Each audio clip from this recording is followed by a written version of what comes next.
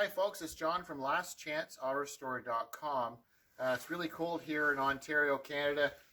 Just wanted to share with you just a really fast, quick video. We've just picked up another Factory 5 kit car. So this is another one of those, it's a 65 Coupe. So this is a Factory 5 Racing. They refer to it as a 65 Coupe, which is based on the Shelby Daytona. So it's a kit that a client has done the pre-assembly on. And then from us being one of the Factory 5 preferred builders, what we're going to do is we're going to do all the fitting on the car.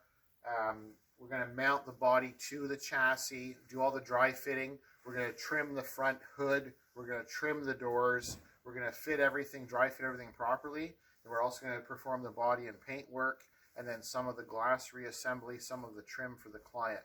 So what we'll do is we'll basically share with you all the steps along the way from this point on. So when we get it unloaded and in the shop, we'll show you another video and we'll go through and just show what's all involved to properly do the body and paint on this particular car. So this is the Shelby Daytona Tribute Car.